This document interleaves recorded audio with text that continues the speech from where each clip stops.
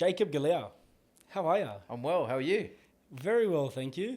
It's a little surreal seeing you here in the flesh. We've met a couple of times at the local cafe. We have.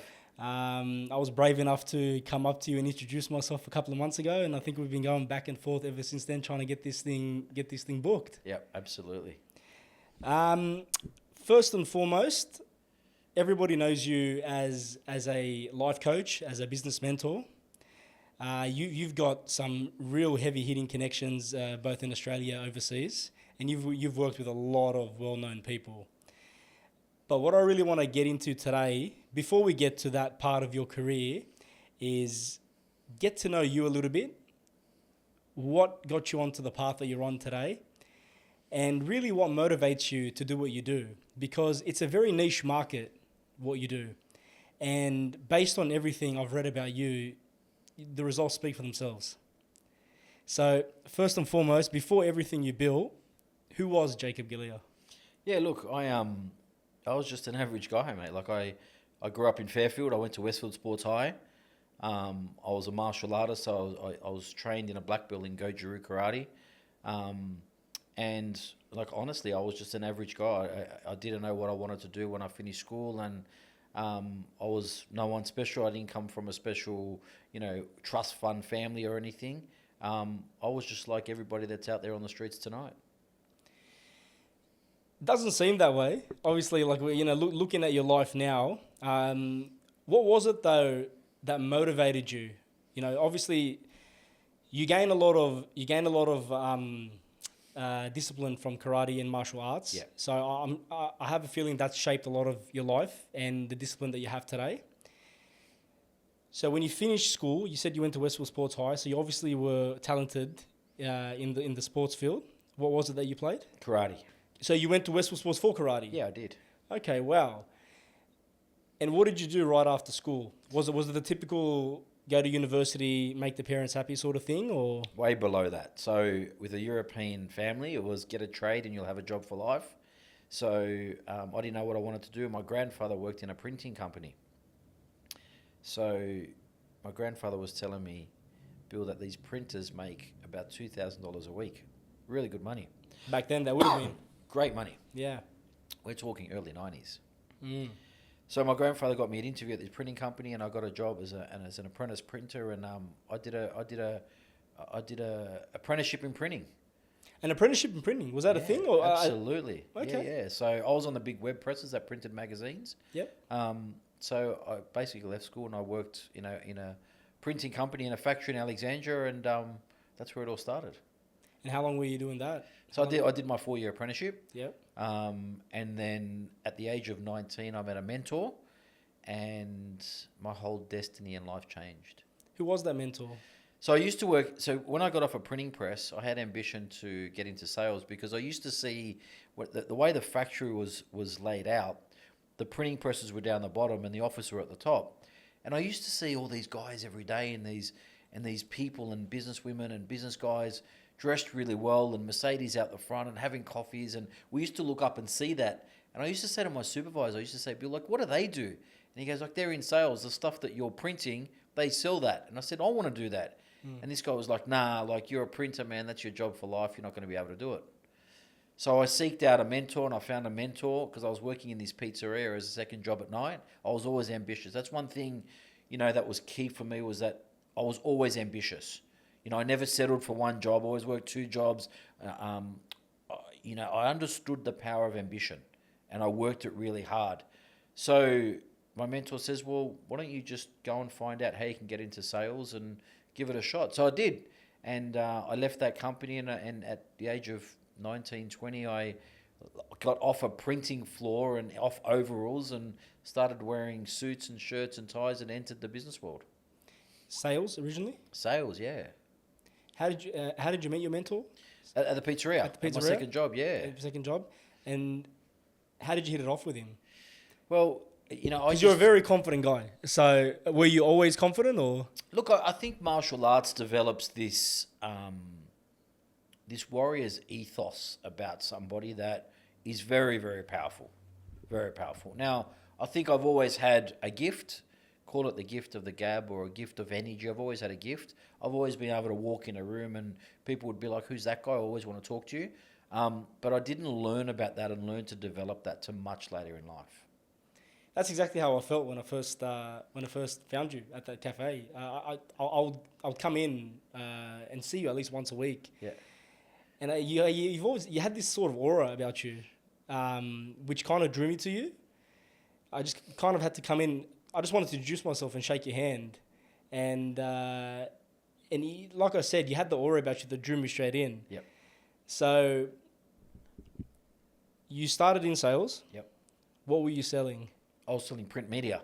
Print media. Yeah, so all the magazines that were printing on the presses. Yep. I got into sales very early in my life, and I started selling the magazines that we were printing. And back then, you got to understand, like the magazines on the newsagent shelf were it. There was no real internet. There was no real, there was no Instagram or looking at things like that. It was people bought magazines. So it was a different world back then. Oh, absolutely. Yeah. And selling media and print media, like it was good money because these magazines, like, from National Geographic to Woman's Day to, Fast Fours and Rotaries or Motor Mag, where we were printing.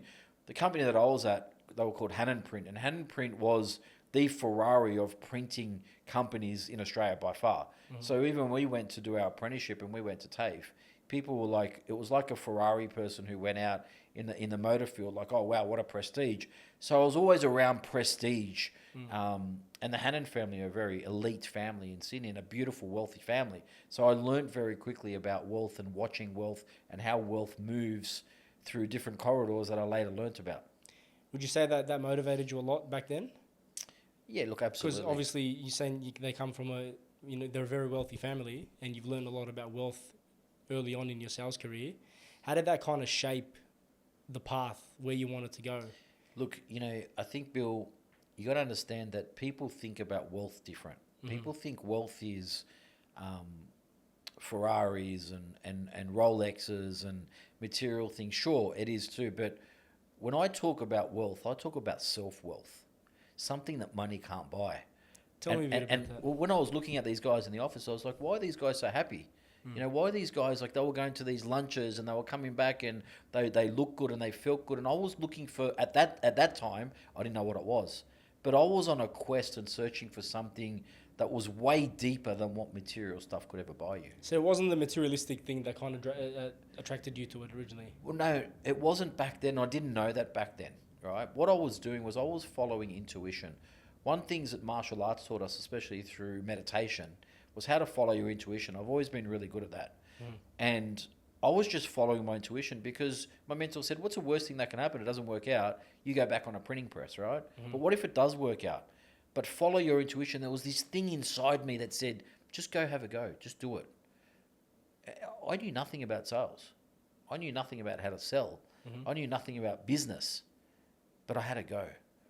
And then when I walked into that field, my objective was to be the number one salesperson in that field that ever existed. And then the journey started. Let's talk about that journey. So you wanted to be the number one salesperson that ever existed in that field. What did you have to do? What did you have to do? What did you identify back then you had to do differently to kind of set yourself apart from the current crop of salespeople? Yeah, it's a great question. It's not what people think. The first thing you got to do is you got to believe in yourself. Yeah. Self-belief is the key that unlocks the gates to heaven. Because you've got to walk through this corridor as a man who knows nothing into a group of people that know something. And your objective is to beat them and win. And that's why I loved competing in martial arts, because in martial arts, when I used to compete, Bill, I don't have any second trophies. They were first or third. I would rather come third than come second. Okay. Yeah? I would rather come third because second was so close to first that it wasn't good enough, right? So my whole karate tournament career was first, disqualified, or third. Right? Or third, because I knew if I'm facing off a guy that on points I couldn't beat him, then I would rather get disqualified and do an illegal hit and do something that is going to ruffle his feathers and scare him than come third. So second hurts more. Absolutely. So I realised very early that there's no prize for second best. Let's look at the Olympics. When you got people competing, who remembers who comes second? Nobody. No one. Yeah? Nobody. Now, but if you said who come first in the 100-meter swim or the 100-meter sprint, people will tell you. But no one remembers and no one knows who came second. Yeah? So I realised very early, forget second. Yep. If I'm going to compete in the business world, I'm going to do this. My objective is to be the best and to win. And at the end of the day, that's all that matters. And people can piss in people's pocket, but what really matters to be successful is winning. Life is about winning. Business is about winning. Money is about winning. Success is about winning. If you're not winning, you're a nobody. And people don't try hard enough to win. You think that's what it is? Absolutely. Absolutely. Because I speak to a lot of people today, and a lot of people claim they try a lot, and they claim they put in the hard work, but obviously they're not seeing the reward. What would you say to somebody that's claiming they're doing the work, but they're not reaping the rewards? I see it every day. I see it every day. What they claim is hard work, within 3 sessions with me, I show them that that's not even 1/10 of hard work. The perception of hard work today, let me tell you something, Bill, people today have become soft. I agree with you there. That I'm telling you, people have become soft. Why do you think that is? The world has softened them. Yeah? It's too hard out there. And honestly, it is hard out there. Let's look at where in Sydney, right? Let's look at Sydney. What's the medium house price now in Sydney? I think I read last week it's reached 1.75 million. So you tell me the repayments on 1.7 million are probably $12,000, $13,000, $14,000 a month. About that, yeah. You tell me who on an average civilian Nobody can afford that. Nobody. So what's happened is these people have given up. And these people have gone, it's too hard, so they've become soft and they've stopped fighting. They've stopped trying to win. Yeah?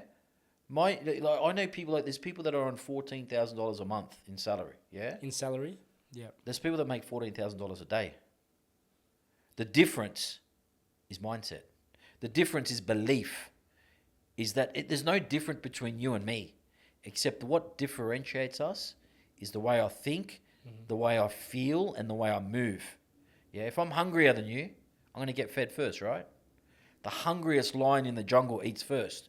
The problem is these people out there today, and I see it, say they're hungry. They're not fucking hungry, man. I'm telling you, the amount of meetings I have in a week or 2 weeks, I have in a day. Yeah, I travel weekly. I'm on 52 to 100 flights a year. Yeah, I work sometimes, when I travel, especially interstate for business, and I did a lot of international travel pre-COVID.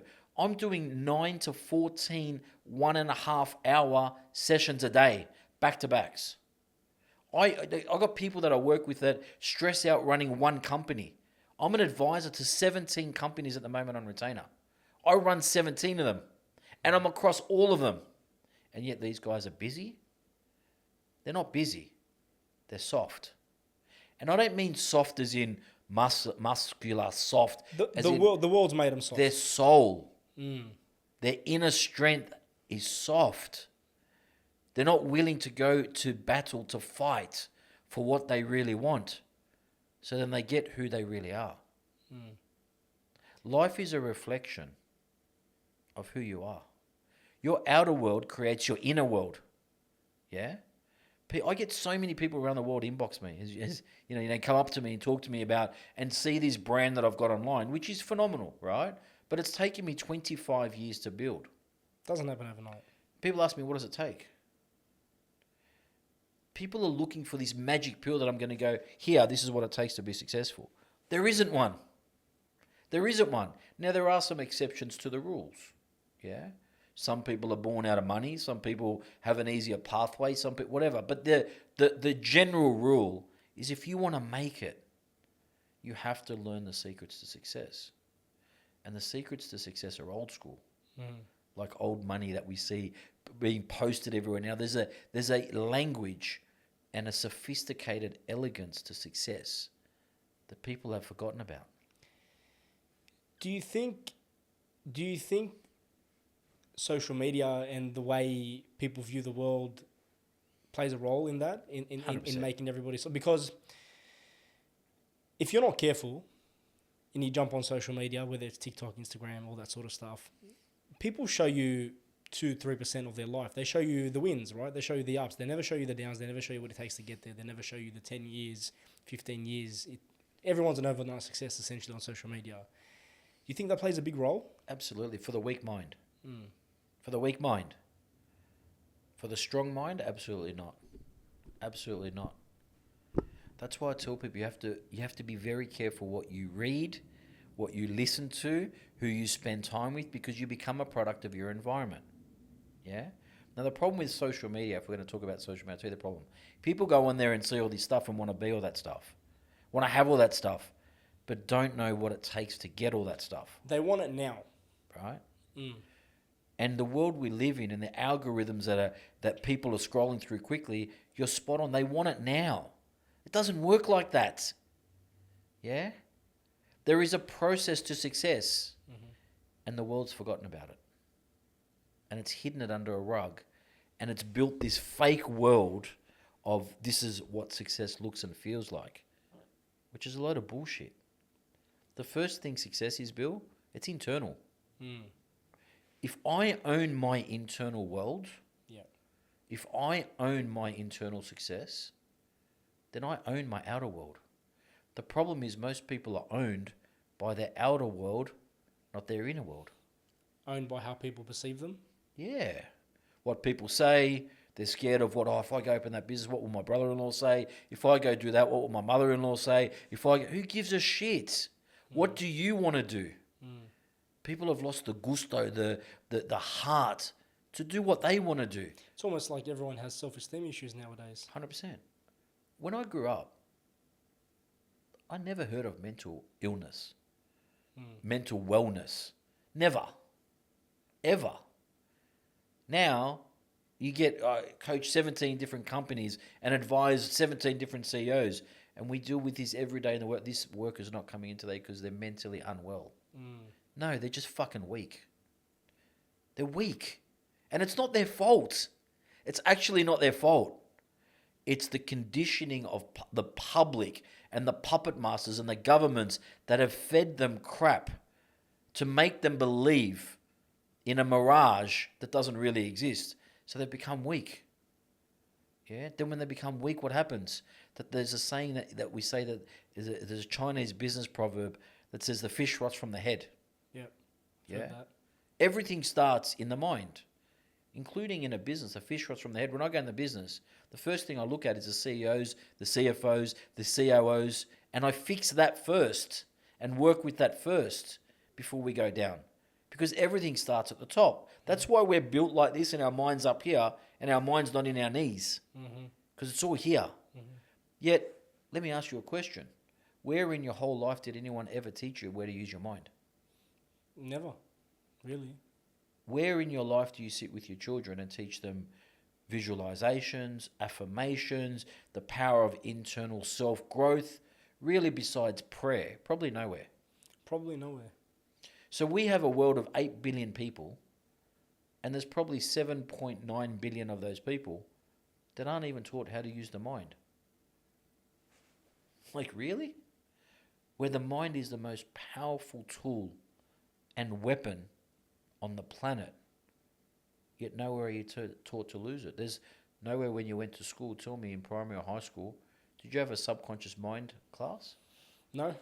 Did you have a wealth generation class? Not at all. Did you have an entrepreneur class? No. Did you have a how to dress for success class? Did you have a how to brand yourself to win class? Not at all. So what are they really teaching our kids in these schools? You think it's a system thing? Of course it is. I mean, the world doesn't want 8 million entrepreneurs because then the governments and the worlds will never control anybody. They want puppets. Why do you think they want puppets? Control. Why though? Why do they want to control us? 90% of the world's wealth is held by 10% of the world's population. We can stop poverty tomorrow. We can stop homelessness tomorrow. There's enough money in the world. Have a look at the billions of dollars that 4 Australian banks make every single year in profits. We could stop Australian hunger and homelessness tomorrow. Why don't they? It's a good question. People aren't even thinking about this, right? Mm. To be successful, to break out of the matrix, you have to go against the grain. Well, I'm glad you said it because I wanted to bring that up. You know, it's become very mainstream today because of Andrew Tate and the whole social media thing, breaking out of the matrix and all that sort of stuff. So you really believe in the matrix? Absolutely. Absolutely. Where do you think they come up with these movies? Look, I know Hollywood's always... I know myself that everything Hollywood's always been there to kind of condition us to accept what's coming. Yep. That's if you can't see that by now, then you're living under a rock. And I firmly believe The Matrix, when they did make that film many years ago, was almost like a conditioning. Like, this is our reality without you even knowing it. But Bill, they were trying to tell people, red pill or blue pill. Mm. This one will get you to the life that you want to live, and this one will take you down the rabbit hole. Mm. I mean, they were even trying to show you which way in life do you want to go. Yeah? Star Wars. Yoda was trying to teach Luke Skywalker about Jedi mind tricks. Mm. Mind power.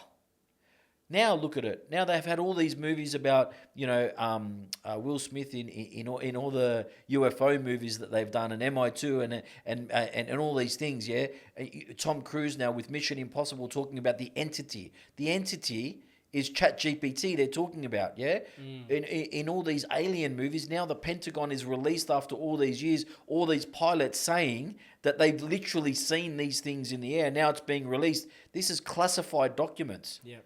Come on, man. Yeah. But people are sleeping. Mm-hmm. People are sleeping. So they're just toying with us. Of course they are. And 99.9% of people fall for it. It's just to keep the masses at bay, right? Yeah. To keep you slaving away, for them to acquire all the wealth. Absolutely. Everything is an agenda. Mm. You know, like what I'm about to say now is going to cause controversy. Hit me with it. The pandemic. COVID-19 was nothing more than a pandemic. Oh, I was hoping you'd bring this up. Come on, man. Really? Are people that silly that they didn't think there was a hidden agenda behind jabbing millions and millions of people with something that they didn't even know what was going on? And what did most people do? Here you go, there's my arm. Here you go, here's my second shot. Are you serious? Come on, man. They had people and guards and military people in Europe outside apartments that people wouldn't go out and would lock them down. Mm-hmm. Come on, man. That's no different to what Hitler did. I agree. Let's. Why do you think it was? I agree with you. We may never know. There's a hidden agenda here on a mass level that we may never know. But what's your opinion? Look, I have a lot of opinions about it. My nonna used to say to me, my grandmother used to say to me a long time ago, when there's a lot of people on the world now that they can't handle, that, and this is very controversial, and she used to tell me behind closed doors, they'll start a war or they'll start a something to take people out. Yeah? How much people do you think this planet can handle? There's an agenda behind everything. Well, I mean, you think 8 billion people isn't that much on the planet, right? Like, technically speaking, we should be able to hold double that. Technically speaking, yeah. But who knows? But there's so many theories out there. But I do honestly believe that if people are silly enough to not know that it was a pandemic, I agree with you there. I completely agree. And plan down to the final step. Yeah. Come on, man. No, I agree with you there. The way it all happened uniformly across the globe, the way the vaccine was available miraculously within a couple of months, the way I've always seen it as they were conditioning us. Okay. The whole $750 a week thing, the whole job keeper bullshit, right? It's very clear that in the coming decade, a lot of people are going to be out of jobs, you know? And it gets it's really hard to reskill half the world's population, especially because we're all going to be older at that point in time. You know, it's going to be really hard for us to get reskilled. So my thought process has always been they conditioned us to kind of accept X amount of dollars to survive. It's a narrative. Right? The world bill runs on a narrative. Once everyone's out of a job, Yeah. once everyone's out of a job because of AI and all the infrastructure that they're building so they can get richer, you know, once everyone's out of a job, what do you do with the population, right? But even before it gets to everyone's out of a job, what you're saying is spot on. What do you think they're doing mentally to people? Right? $750. What are you going to do with that in Sydney? We go to lunch at $750. I agree. What are you going to do with that? Nothing at all. It is a mental narrative and a story that is put out to put people in fear, to keep people locked down. I teach people every day, look at what they're not telling you. Right? If they tell you to look left, if this is on the news over there and they're showing you that, have a look over there what they're not telling you. Watch what the media is not telling you. Look in between things. I teach people that you look in between the stories. So the story in between the story. You look at the thought in between the thought. You look at the feeling in between feeling. Unless you start looking, you don't start seeing. Most people aren't looking at anything. Let me tell you, I fly weekly, right? Let me tell you this. I was coming back from a flight last week from Brisbane. And we're coming into Sydney Airport and the plane's coming down like this. Full flight, Qantas. Coming down. And the wheels are just about to hit the runway. I've texted my driver. I've got a driver that picks me up. I said, Sam, land it, as I always do, to get ready to pick me up. And as the planes come down, the wheel's just about to hit the runway. The plane goes back up. Yeah? Goes back up. Keeps going for about 10 minutes. Pilot doesn't say a word. I'm sitting there and I'm turning around, looking at the back of the plane. Everyone's on their phones or reading or watching something. No one's even talking and saying, why did we just go back up? What's going on? They were oblivious to it. The pilot comes on 10 minutes later and says, oh, ladies and gentlemen, if you've noticed, we've gone back up. We've been told to go back up because we were too close to another plane, that they called it too close. I watched 300 people behind me oblivious to the whole thing. Not one person said, excuse me, to the air hostess, why did we just go back up? That's the world we're living in today.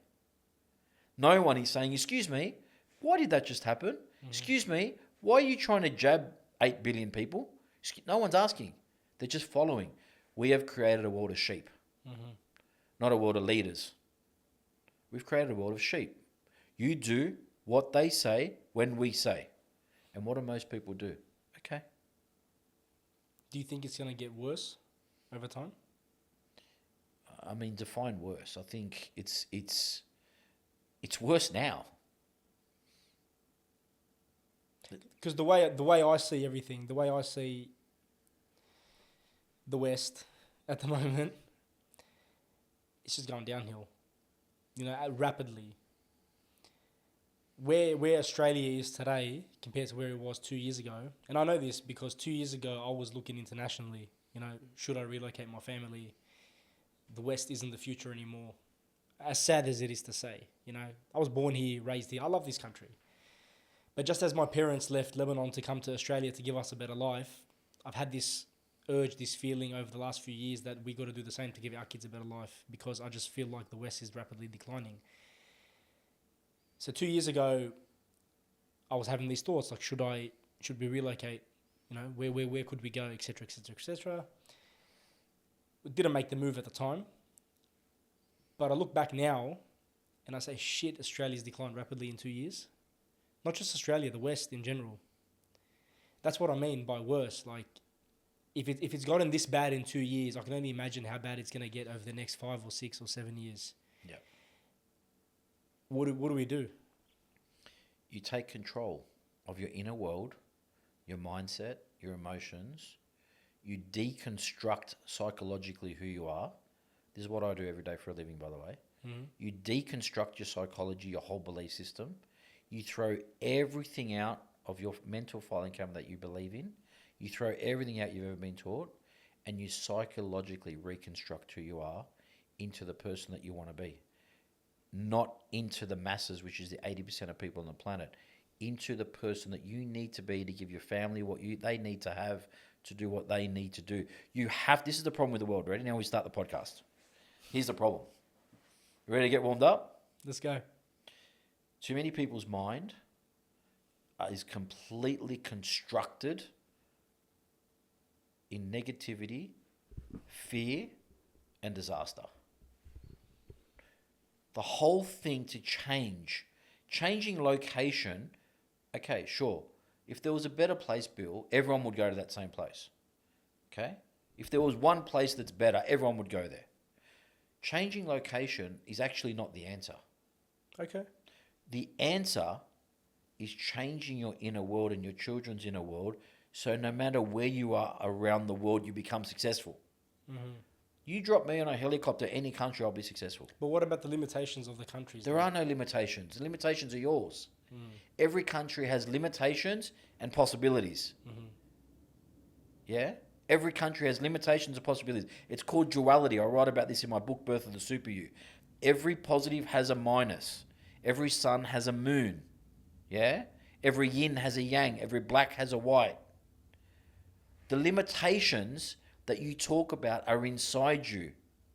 If you change your psychology today, for example, and said, Australia is not declining, Australia and the West is becoming the most powerful powerhouse in the world because the rest of the world's falling apart, and you actually believe that and learn about that and study that, you'll become the king of the West. It's your belief system. It's not your geography. It's not your geography. It is a belief system in you that is your inner world creates your outer world. Your outer world doesn't create, your outer world has an effect on your inner world, but your outer world is a reflection of your inner world. Your inner world now, if you go on from this point forward, continually talking about that the Western Australia is declining, you'll believe it and you'll take action about it and you'll leave Australia. If not tomorrow, if not in a year, 5 years, because that's your belief system. We run our worlds on our belief grid. That's your belief system. If you believe that you can make $10 million a year in Australia, you will too. Here's the question tonight to your audience and everyone else. What do you believe? Because whatever you believe, you achieve. I believed myself off a printing press. I believed myself into sales. I then won a business scholarship. I was the youngest guy Fairfax Media put in their management course, which I was 21 and they were all in their 50s at the time, because they saw a guy that believed in himself that was going somewhere. I carried this aura and this energy and this alchemy about me that I didn't care where you put me. And I proved it over and over and again. From the age of 21 to 29 before I started my company, G Corp, I worked for 5 different companies. And every single company, I was goddamn successful.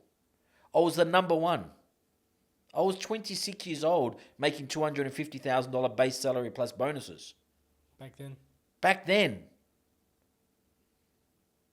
You put me anywhere, I'll make money. What was a pivotal moment for you? Because you were obviously very successful when you worked before you started G Corp. When was it? When was that pivotal moment in you? Where was it like a switch that flicked that you realized that this is who I have to become? Was it your mentor? Was it the people you were around? Because it's very clear you have an extremely strong mindset. But were you always like that? Or was there a moment? It's definitely developed over and over. I've always been headstrong, but I've never been like this before. It takes 25 years to get to a level that my head space now is, if I want to pick up that table with thoughts, I'll believe I can do it, and believe me. My belief system is unstoppable. And I train people in this every day. To answer your question, was there a pivotal moment? There was many pivotal moments, right? But I'll give you one pivotal moment. I was in the corporate world, and I was working for a company, and the CEO said, if you take my company from 8 million to 20 million, I'll give you a shareholding in the company. Back then, there was no real contracts. We did a golden handshake. We shook hands. I said, yep, no worries.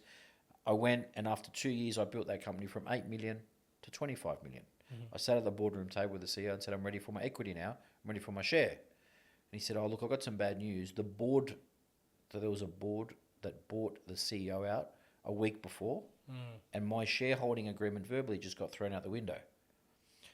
So you decided I'm going to take matters into my hands. Yeah, I said, well, hang on a second. I can now realize something, that my destiny, my fate has to be decided by me, and I can't leave it in anyone else's hands.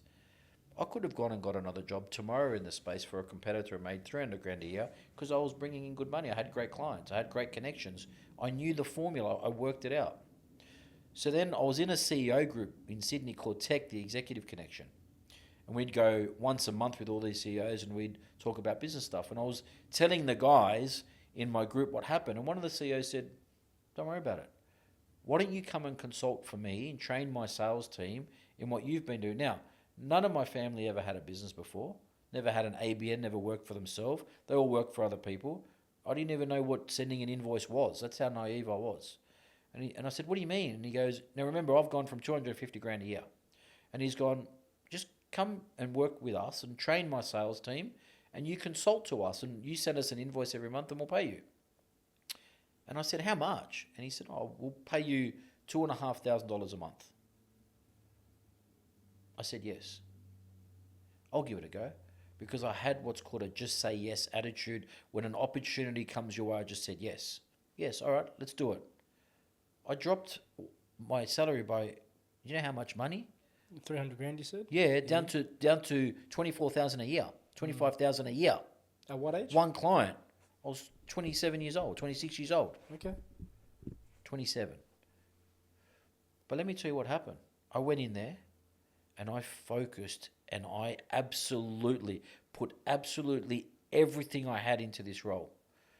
Within 6 months, that guy had gone back. He was a South African businessman, amazing guy, and told all the guys in the CEO group what I was doing and the results I was getting in sales.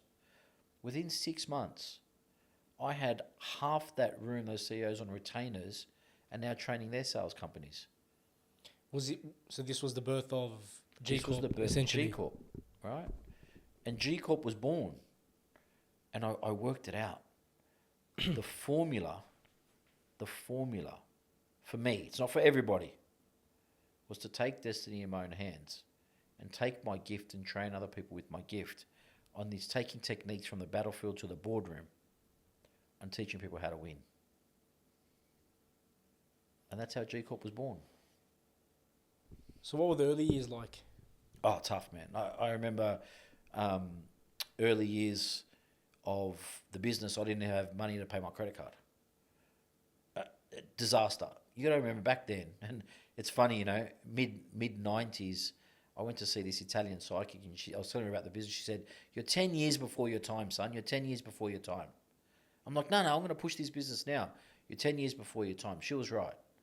It took 10 years because back then, no one really hired a young guy to go in. No one really hired like sales coaches and mentors, and because like mentoring is fairly new. Look, Anthony Robbins was eating the game. He was eating the industry globally. And he still is the greatest, you know, of what he did. But in Australia, no one was really, let alone I'm going into companies where this guy that hired me was in his 50s and I'm in my late 20s. They're not paying someone younger than them to go and train their business. It was unheard of. There's a lot of ego in that too. A lot of ego, right? Yeah. They had sales managers in there and they're calling me in to do what the sales managers weren't doing. I was causing friction. Mm-hmm. Yeah. So I was ahead of my time, but I had a gift and I had a skill and I knew how to use it. And I knew how to use it properly to get the results that I needed out of people. How did you navigate through Tall Poppy back then? Because I can imagine there was a lot of backlash to what you were doing. Hasn't changed in 25 years, buddy. Tall Poppy's worse now. I mean, in regards to your business. Yeah. Look. Because as we just said, like, you were ahead of your time in Australia. Yeah. And we're known here in Australia to chop each other down. The worst. The worst in the world. In the world. Yeah. I think we have a global culture for that. Yep. So what was that like for you when you were trying to build G Corp? And you, like, as you just said, you're advising guys twice your age. It's still like that today. Hasn't changed. It's gotten worse. Tall Poppy syndrome in Australia has gotten worse. I was doing a lot of work in America pre-COVID. Yeah, flying a lot. New York, LA, Singapore, Germany, a lot of work offshore. You go offshore, you dress well. It doesn't exist. You drive a good car. We're going to cigar bars at 4:00 in the afternoon with these businessmen, and you get put on a pedestal. Here, you drive a good car, and they go, "Look, what a wanker."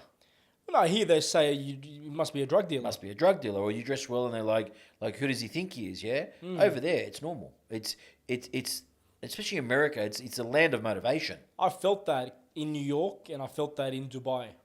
You know, I feel like when they see somebody pull up in a nice car, dressed nicely, wearing a nice watch in New York and Dubai and those countries and cities, it's a different vibe. It's like, how did you do it? Teach me Exactly how you did it. Whereas here, it's exactly what we just They said. throw stones at you. What here. a dickhead. But to answer your question on how you deal with that, whether it was back then or now, is you have to build a resilience to outside noise. If I was to worry about everybody that laughed at me, family, because it's always those closest to you, right? Mm-hmm. Family, closest circle to family, and then you go outside, friends were laughing at what I was doing. Who does he think he is? It's not a real Look job. at him. Back then, I became very early in G Corp's birth a brand ambassador for a private jet company early, and I actually, it's funny. I still work with them today, and the CEO used to fly me privately on a private jet in between cities, and can you imagine?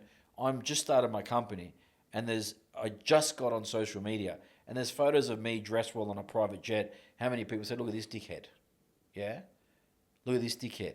Not how did that guy go from a factory floor to doing that in 5 years as a printer that is now actually traveling on a private jet? It's crazy. It's crazy to me because if I see somebody flying on a private jet, that motivates me. You know, that inspires me. Right. Go up to the guy and say, mate, How did you do it? You look at the Wolf of Wall Street when they had that scene when the guy goes up in the cafe to Leonardo DiCaprio. This is a America, pay stub, right? you know, You show me you make 70 grand a month, I'm coming to work for you. Yeah, That's America. Yeah. You do that in Australia and they go, show me you make 70 grand a month. They go, you're a drug dealer or you're a criminal. This is the problem with this country. Or you're a scam artist. Right? We rise by lifting others. We have amazing people in this country and amazing businesses in this country. Right? We've got a lot of innovation in this country. We've got some absolutely amazing people in this country. Why aren't the young ones tapping into that? Why do you think though? Because of your tall poppy syndrome thing. It's an Australian culture. Right? And it needs to stop. How do we change it? Well, we change it by things like this. By putting podcasts out and books out and I've got a series that I've launched, a docu-series at the moment called The Awakening. The Awakening. And The Awakening is about change. It's about telling people to wake up, to awaken up that thing within you, that rather than gossiping about your neighbor, go out and be successful. Rather than gossiping about your cousin, go out and be successful. Rather than gossiping about the economy, go out and create your own internal economy. Right? Is by exactly credit to you, is by doing things like this, is by sending out stories to the world of people that have done it and are doing it and will never stop doing it, and say, stop listening to everybody else and start feeling, what do you really want to do? Well, that's why I started this podcast originally. You know, originally I started this, the thought process was to help the community. You know, I come from a community where unfortunately we all drag each other down. I don't like to say we, because I like to think I'm not part of that, because I like to support people. But that's why I started this originally. You see one of the brothers drive in a nice car down the street. Everyone's initial thought is exactly that. He's a drug dealer. He's a scam artist. God knows what he's doing. But it's never, man, that guy's successful. He must have built something. He must have worked really hard. I want to speak to that guy and figure out how he did it because I would like to do it too. Yeah. Maybe I can even work with this gentleman, you know? And that's why I started this, because I felt like we were lacking. And I'm grateful that, you know, the platform's grown now because it's allowing people like yourself to tell their story. Yep. Because I think we need more of this. I think this is exactly what we're lacking in Australia. Look, and that's why I'm so passionate about what I do, because, you know, as much as you were talking before about Australia is, you know, going backwards, and economically it is. Okay. That's what I mean. When I say Australia is going backwards, I'm talking economically, I'm talking taxes, I'm talking infrastructure, Absolutely. I'm talking the way they spend the tax money. I mean, yesterday we read an article. I mean, I'm sure you know what I'm going to. $96.5 million for a website. Yep. It's absurd to me. Yep. And you talk about ending homelessness. There it is. There. That's what I mean. Ending poverty in Australia. There it is. $96 million to update a website. Now, I don't believe $96 million was spent on the website. Someone somewhere has benefited from this, Yep. and they deserve to be locked up. But this is what I'm talking about. But this is the problem. When I say Australia is going down, this is what I'm talking about. But this is the problem, and the problem is that this announcement went out yesterday, yeah? People are talking about it internally, but no one said Australians don't have a voice. You know what I love about Paris is when they don't like something, they riot on the streets. Now, I'm not for rioting on the streets, but because they do that wrong. But what they're trying to do is get together and express their emotions and go, this is wrong, you can't do this to us. Right? That Australians are, she'll be right, mate. She'll be right, mate. Whatever. Do whatever you want to us, we'll be right. We're not going to complain. Bullshit. Speak your voice.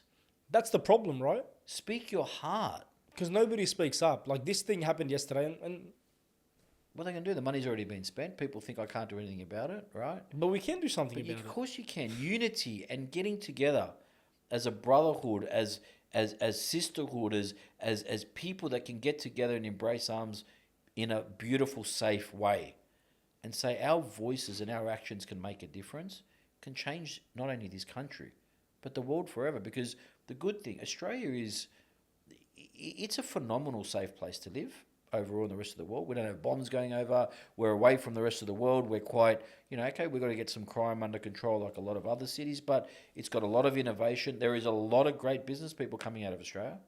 There's a lot of great businesses coming out of Australia. Why don't those people look to those people, just like you did to me in a cafe, and come up and say, hey, how are you? I'm Bill. Hi, Bill.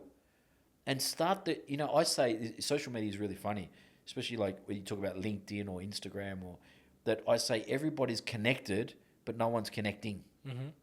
No one's connecting to each other. Because everyone's too afraid nowadays to approach somebody in real life.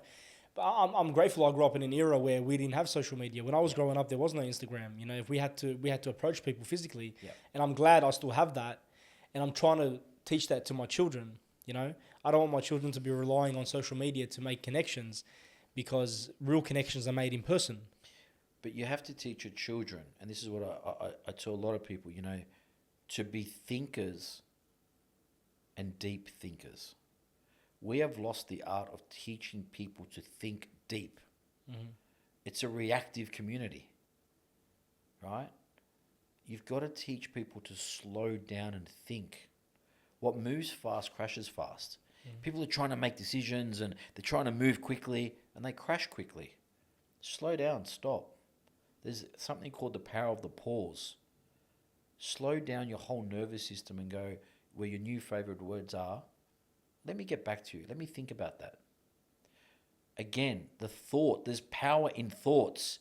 When people think, they go into a space of creativity that unlocks something within them that can change not only the industry, but their complete game. There's too much emphasis today on hustle culture, on say yes, move quickly, react quickly, make a decision.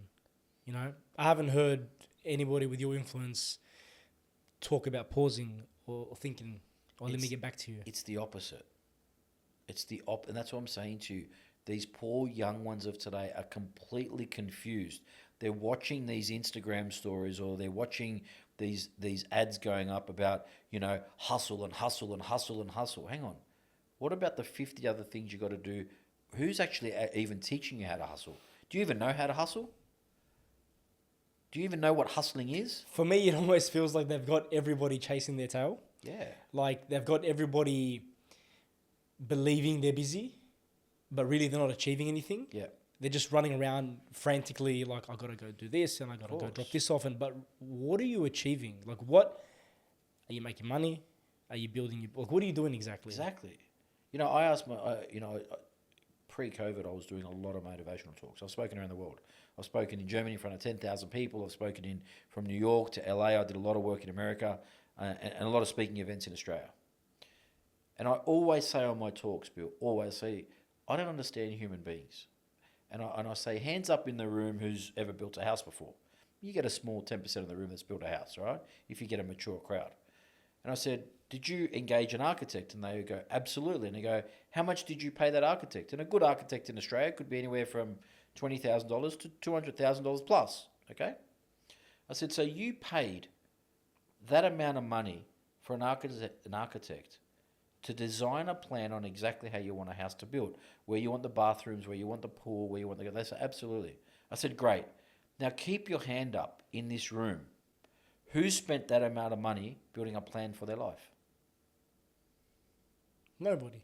So people go and spend all this money on an architect to design a house. What they're not teaching is the most important investment you can make.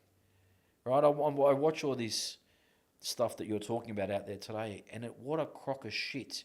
You've got 20-year-olds today buying Rolexes. It baffles me. Why? Baffles me. Why? Let me tell you, if I'm advising a 20-year-old where to spend his money, I'm teaching him to spend it on his education, on him. You know how much money I've spent in 20 years to get myself to here? Mentors, seminars, books, conferences, retreats, masterminds. If I haven't spent at least $500,000, legit, right? But people won't even spend $1 on themselves, right? Before you invest in property, before you invest in shares, before you invest in Rolexes, before you invest in art, have you invested in yourself? It goes back to what we were saying though. Everybody wants it now. You know, Right. I think nobody puts value on investing in knowledge and education. I'm not sure why that is. It is the biggest ROI. Return on investment on the planet today is investing in yourself, right? But they're all looking for what's called quick wins. Yeah, if I put my money quickly there, can I win in that stock exchange? If I put it there, can I quickly trade that Rolex and make some money? Idiot, stop. Put the money in yourself. I know a lot of boys that think like that. You They know, all do, I'll flip a Rolex, I'll make $2,000. right? You know, I'll import this, I'll flip it, I'll make $5,000. Let me give you a great example of this. I've got an amazing client, and he's been working with me for a long time now. A good 7-8 years, okay? When he came to me, he was on the brink of bankruptcy, okay? He got all my work bill is via referral, okay? And he came to me and said, look, I want you to work with me. I said, mate, tell me about your story. He said, look, I've tried a bit of this, I've tried a bit of that, I haven't gone so well there, and I tried my hand in this and I lost my money, and I'm at a point now where I'm almost bankrupt. I've got a wife and 2 little kids, and I'm like, please, will you work with me? I said, I don't know if you're willing to do what I'm going to tell you to do.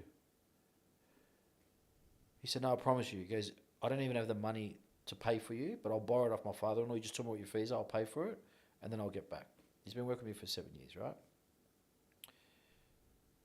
About 3-4 years ago, he came to me and he said, oh, I couldn't wait to tell you. I'm about to buy my first Porsche, right? A $300,000 Porsche. And he was so excited for how far we've come. He's got an amazing company. He's got offices. He's got staff. I think he's the best in his business and what he does now by far, right? And my response to him was, good, congratulations. He goes, look, you don't really seem that happy. This is a big achievement where you've taken me and what I've done. And I said to him, let me tell you something. I'm really proud that you bought the Porsche. But I'll be really happier and more proud when you buy the Porsche dealership.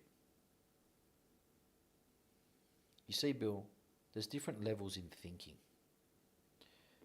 You look at investing. Some people want to buy an apartment. Some people want to buy 2. Some people want to buy the block. Some people want to buy the street. Some people want to buy the suburb. What's the difference between all those people is a level of thinking. I don't want the people that just hit one goal and go, hey, coach, I've done it. So what? When you own the Porsche dealership, then I'll clap for you. But so what? And it brought him so much more ambition and hunger. Yeah?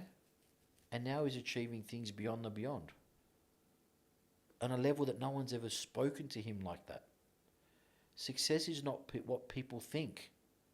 I was looking for more growth in him. You said, when he approached you, that you said to him that I don't think you'll do what I'm going to tell you to do. What was that? And why did you think he wouldn't do what you were going to ask him to do? Because, Bill, most people aren't willing to do what it takes to be successful. They talk a big game, but they're not really willing to do what it takes. It's hard work. It's extremely stressful. It takes a toll on your family. It takes a toll on you, right?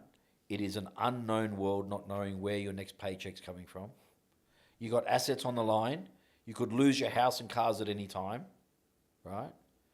You have so much to risk that's too hard, so they go get a job. And that's okay too, because we need those people. But if you want to be successful in anything, whether it's, look at the gym, you got to lift heavy and hurt yourself to put on size and get big, right? If you go there and just do light weights, you're not going to get big, are you? If you go once a month, you're not going to get big, are you? You have to train hard. They say train insane or remain the same. Success is the same. Unless you're willing to put in everything that your soul's got, you'll never meet the version of you that you can be. So what do you say to the people that bring up balance? I get this so much. I had this yesterday. Balance doesn't exist. It's so much bullshit. All those coaches out there and all those gurus out there, right? This is a message for you now. Balance is bullshit. There's not one successful person that I know, extremely successful person, that has balance. Their time is 80% in their entrepreneurial world, and it has to be. Balance is not what people think. Like these idiots that write the 4-hour work week and try and teach people you can be successful in 4 hours in a week. The e-commerce guys. Are you for real, man? Come on. Come on. It's like saying if you go to the gym 4 hours a week, you're gonna be big. Come on, man. Come on. It's time for the people to wake up. And that's why I've produced this series called The Awakening, right? There are secrets to success. There are corridors that people need to walk down that are scary. There's demons and monsters and dark places that you've got to go to the corner of your soul that you've never met before. Let me tell you a great story. I talk on stage about what I ask people, what they think the definition of hell is. And let me give you my definition of hell. And it answers one of your other questions before about one of the things that really motivates me. What was my turning point? Well, I heard this story overseas once, and it became my turning point. This is my definition of hell. Me and you pass away today. No matter what your belief, your religion, you go down this white hallway and you look at all these frames of your life, and at the end there's a couch with your master, whatever you believe. Yeah? God, Buddha, Allah, whatever, doesn't matter. There's a master there sitting in the couch. And he says, Jacob, Bill, come sit next to me. You go, sure. And there's a big screen on the wall. And he gives you some popcorn. He says, sit down, I want you to watch this show before we go through the gates of heaven or wherever we go. I just want you to watch this show. Sure, no problem. So you sit there and you watch this show. And you see this guy, but you see him from behind. And this guy's living the most amazing life. As a matter of fact, he's doing everything you wanted to do. Right? Everything you wanted to do, you're watching this movie of this guy doing that life.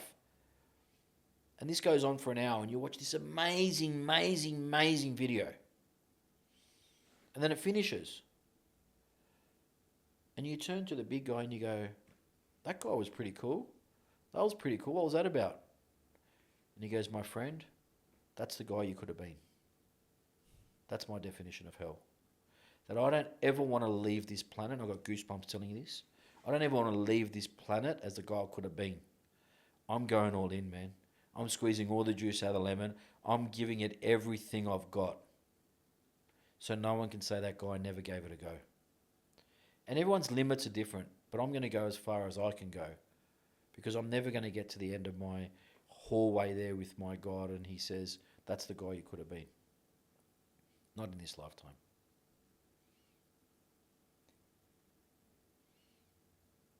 You must get approached all the time. You must get DMs all the time. You must get messages all the time. Yeah. How do you select the people you work with? Intuitively. Like why we're sitting here now. I get asked to do 1,000 podcasts a month. I very, very selectively pick via intuition. I built my whole business, my whole life, my whole career, and every move I make today is what I said before.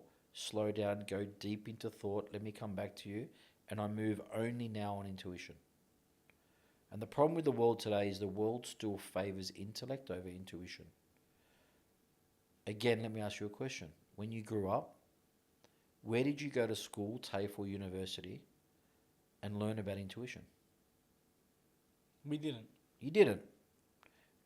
Do you know the most important, powerful tool that you have locked in your soul is a thing called intuition, but you never learned to use it?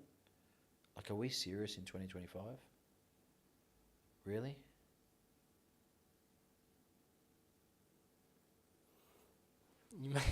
You're giving me goosebumps. Like, are we serious? Yeah, look, it's unfortunate. I look around at the masses today, and it's exactly what you're saying. I just feel like everyone's just on a conveyor belt. It's exactly what they're on. I feel like everyone's on a conveyor belt, cruising through life, convincing themselves they're going to make it one day. But nobody's actually doing anything to make it. Absolutely. Because I speak to a lot of people all the time, day in, day out.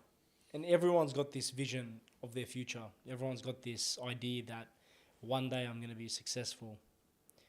But I look around and I ask them and I ask myself, what are you doing? Like, how? Why are you going to be successful? And it baffles me. And it baffles me because it's exactly what you said. No one's really taking action. No one is really, digging deep, giving it what they've got. They don't even know what action is. There's always the, I'll get to it tomorrow. We're not promised tomorrow. Absolutely not. I'd say 90% of the people I talk to, and a lot of them, I believe, have it in them to make it, to be successful, But it's almost just an idea. It's almost just an idea that it's a fantasy, not an idea. It's a fantasy. I'm going to become successful. Everyone you speak to today, everyone has that same. It's a fantasy. Yet, how many of them do you think are really successful, Bill? 1%. I reckon even less than that. And this is a problem with our culture and society today. That we give at school awards for participation. Now all the mums will hate me now. Oh, but my son participated. I agree. What a crock of shit. I agree. We're teaching kids that no matter how hard you try, you will get a trophy and a medal for participating.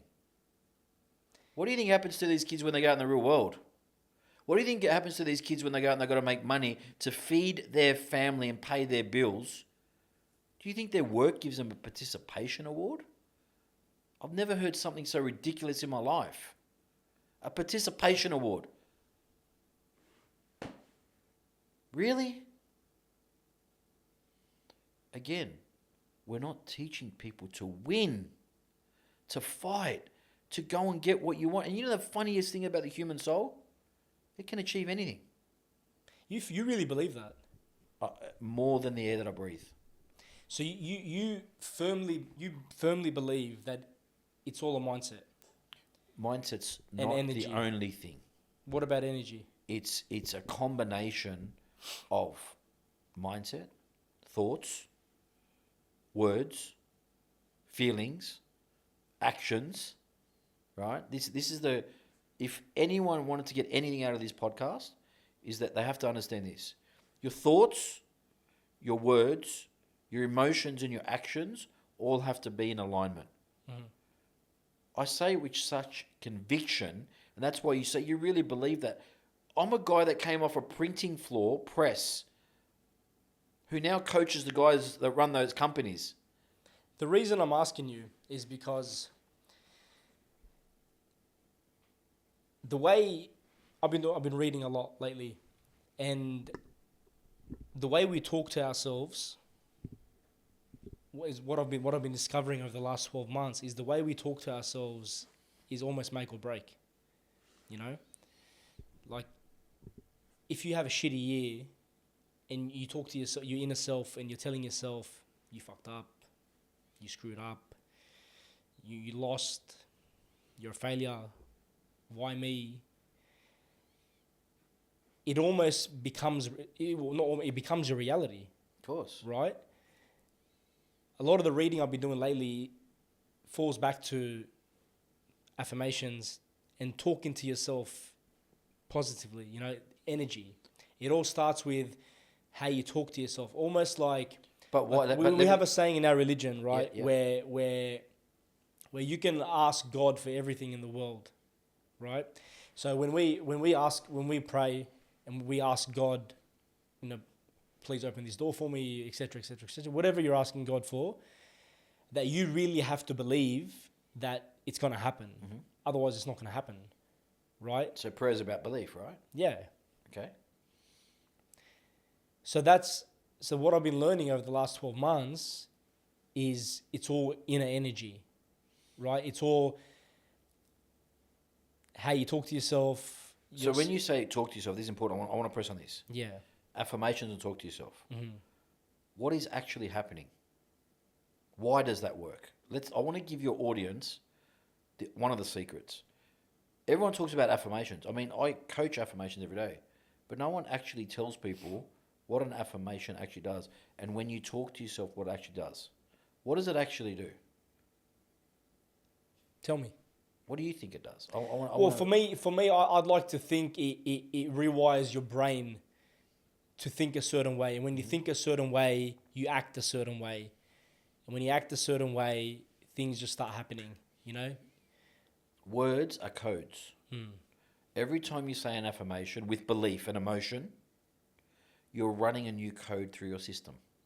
You run that code for long enough, your subconscious mind does not know the difference between what is real and what is imagined. You can imagine yourself into success tomorrow. If you think, say, feel, and act in all alignment, you cannot be stopped. You cannot be stopped. Right? The reason why I say that with so much conviction, because the people that I see at the top of the tree that I coach worth $100 million companies, $200 million companies, $50 million companies, what do they all have in common? The conviction to win, no matter what. And that's why my business is about taking techniques from the battlefield to the boardroom. Business is a battlefield. Life is a battlefield. You're either going to win, you know, the old Colosseum in Rome, and the warrior, we used to see the warriors fight. There was no referee like UFC. No. In the ring with a ponytail and tattoos and a big beard. This is what people miss today. This is why people aren't fucking successful. It was win or get carried out in a body bag. So you trained to win or die. You had no option. What's changed from that time to now? Why have we stopped teaching people to win? If I don't win, my kids don't eat. They don't have a shelter on top of their head. I don't have a choice for a body bag. People don't put their whys at the front of the list on why they want to be successful. All they want to do is get all this material stuff. Listen, material stuff's nice. We all like it. Don't get me wrong. It's not what drives me. I couldn't give a shit. Don't care. Yes, I drive a nice car. Yes, I love to dress well. Yes, I like nice things. It's not what drives me. What drives me is the ability to live a life on my terms and do what I want to do the way that I want to do it. Right? Too many people, and I just said this in one of the episodes of The Awakening, you are either living your life as the main character or you're an extra in someone else's movie. I like that. It's true. You're the director of your life and you're the main character of your life, or you're a pawn and an extra in someone else's movie. Until you realize that, Where do you sit on the chessboard? Right? Mm-hmm. I often ask at my talks and my private mentoring groups, because my work now is all via referral and very private, okay? Mm-hmm. For a reason. And I often ask a group of really successful people where they think the richest place in the world is. So if I said to you, Bill, where do you think the richest place in the world is? What would you reply? Physical, I'd probably say the Middle East. Yep.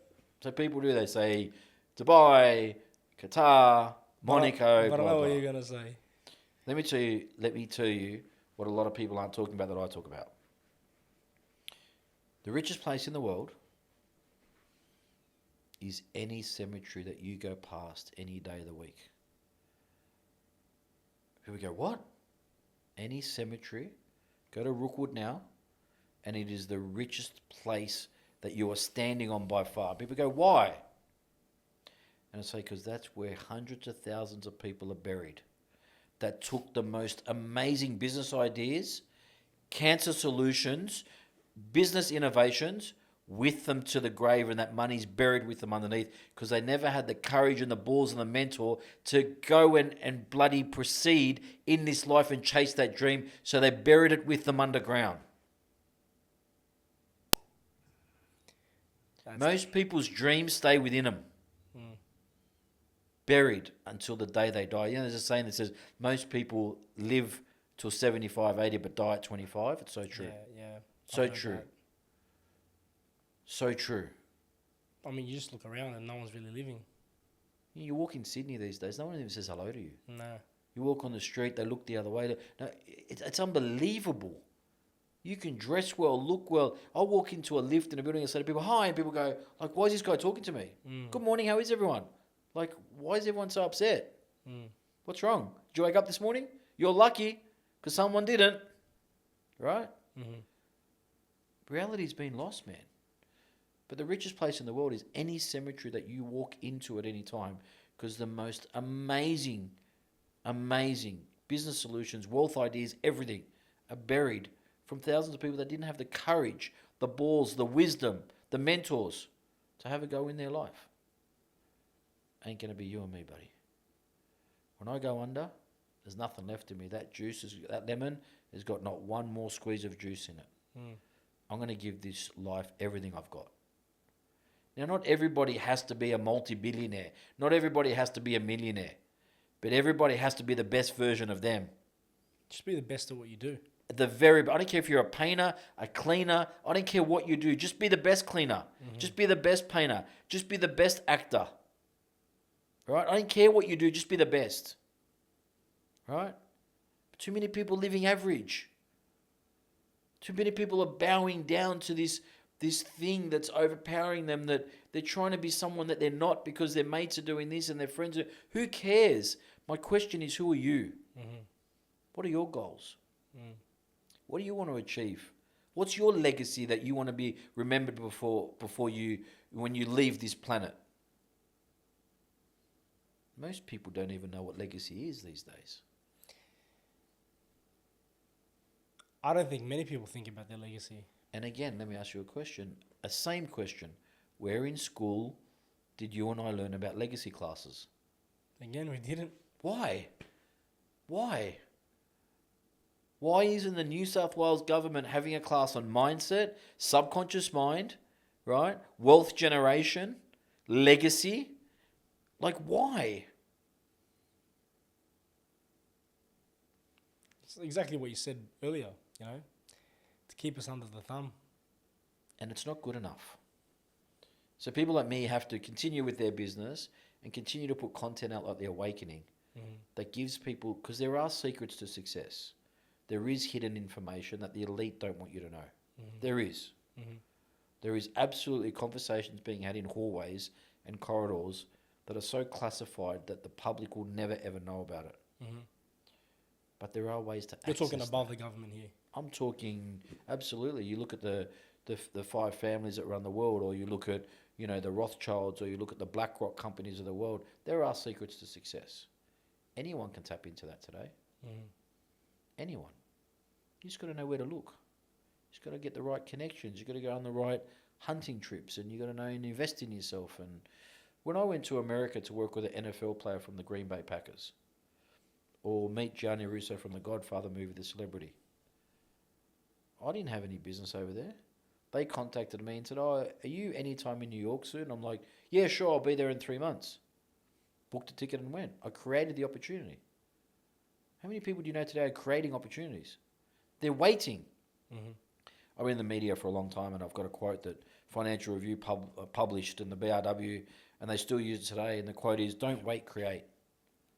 Don't wait for an opportunity, create it. If you wait for someone, you're dead. You got to create. You got to be a creator. We are too reactive in this world, right? We are too reactive in this world. We take our car to the mechanic when it's broken down. We go to PT when we're fat, right? We go to the doctor when we're sick. It's all reactive. And we have all the tools out there to be proactive, and no one's using them, right? There are secrets to success, and people need to start seeking them out. But do you know where all the secrets really lay? Tell me. Within you. You actually have all the answers within you. The wisdom, the intelligence, everything you need is already within you. But so many people living in an outer world, not an inner world, that they don't even know how to get there. The magic of everything you need is within you. People just don't go deep enough. For years I've studied a thing called transcendental meditation. Google it. It's an amazing, amazing popular meditation that teaches you to go in the kitchen or the basement of yourself and find the truth of who you really are. Real success in this life is not money, is not Rolexes, is not Ferraris, is finding out who you really are. Who you really are, why you were put on this planet. You know, if I tell you some of the stuff I get my clients to do, you'll absolutely freak out. One of the things I get my clients to do before they work with me is go to my hypnotherapist and do a past life regression. A past life regression is where your subconscious mind takes you and helps you find out who you were before you came into this life. People go, "Oh, that's a bit juju." No, it's because you're uneducated. Your subconscious mind holds the keys, not just to what you need to deliver yourself in this world, but who you were 5 lifetimes before.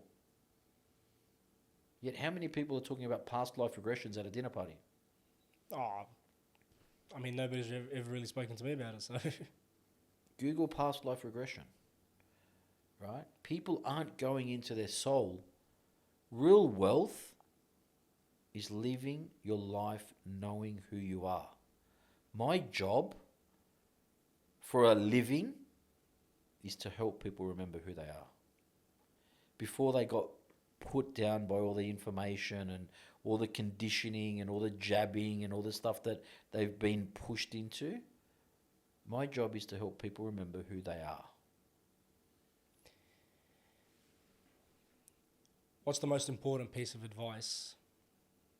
I know we've spoken a lot about discovering who you are, but to the viewers, what's the number one most important piece of advice you can give to the viewers that are listening before we go? It's a good one, Bill. But the most number one is if you don't go within, you go without. You have to spend time understanding your soul's journey in this lifetime. What year were you born? 90. Have you ever wondered why you were born in 1990? Not 1960, not 2020, not 1977, not 1988. Why don't you ever explore that? It's a good question. You were put on this earth at 1990 for a specific reason. You will live a life from 1990 to, God bless you, 100 years. Shouldn't you know why you were put in this lifetime on this earth? Absolutely. How many people do you have a dinner conversation with that are talking about, who was I before I came into this body? Forget about religion and what people believe. Don't worry about that topic. But even questioning, why was I born at that time? Why not 2 years before? Why not 2 years after? Why 1990? Why did my mum meet my dad? Why did my mum meet someone else? How does all this connect? There's a story here. Most people don't even know their own lineage, their own bloodline. Why? Like, people don't understand that the story of your life, right? Like, there is magic in understanding who you are. One of my most important pieces of advice. Don't just understand who you are. Find out who you are. Find out the real potential of what you were put here on this earth to do. And then go and do it. I think we're going to leave it at that. That's a really powerful way to end it. Honestly, you've just in this conversation, you've shifted a lot of my perspectives, and I really hope that the viewers of the podcast are able to take some gems out of this and put that into play and practice that themselves. So, Jacob, I just want to thank you for coming on. I want to thank you for giving me your time.